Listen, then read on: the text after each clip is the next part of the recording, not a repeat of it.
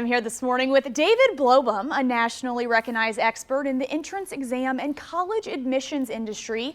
And he's here to make sense of all the changes students and parents should expect and prepare for. Good morning, David. Good morning. So the ACT is changing this year. In April, the digital format will be the new test. What do students need to know about this? Yeah, you're exactly right. So in April, the digital format becomes the new test. There's also still going to be a paper version. That paper format, it doesn't change until September. So April, digital is the new test. September, the paper version follows and becomes the new test.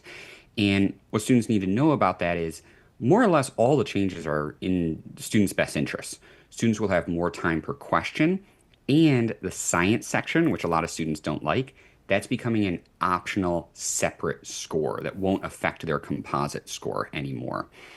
The only downside to that, the new test though, is that there are limited practice tests that have been put out. But in general, students need to know that they have until February 28th to register for the April ACT. If they register for the digital version, they'll get the new ACT. If they register for the paper version, they'll get the current unchanged ACT. And so, David, do you recommend that students take this new ACT? And how does that work? Can they also take the paper version?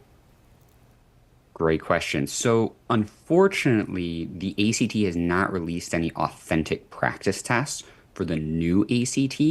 So, for the vast majority of students, I don't recommend they switch to that new ACT on the digital version yet. I would wait to see what those practice tests look like so that students can practice with that, gain familiarity with the new test before they see it on test day. But the one exception to that would be if a student's science score is much lower than their English, math, and reading scores, then they might consider taking this new test. Because on the new test, that science score is not included in their overall composite score.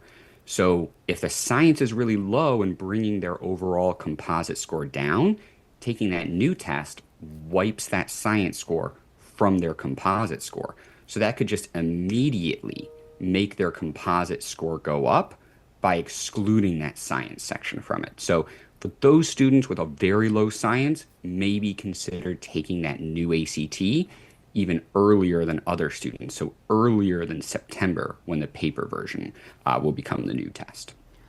For parents listening, I know you've talked a lot and we have a lot of information we dumped on them. Where can they go that kind of breaks it down and so they can learn more? The best place to go would be to nationaltestprep.org. That's where they can connect with a vetted SAT and ACT expert who can really take a look at the students' practice test scores, PSAT scores, and say, okay, the SAT is the better test or the ACT is the better test, and this is when you want to take it, or you should take the current ACT or take the new ACT if your science is low. So you really would want to enlist an expert if you're going to make the best possible choices. Okay, great. Well, David, thank you so much for giving us all this information. We'll see you next time.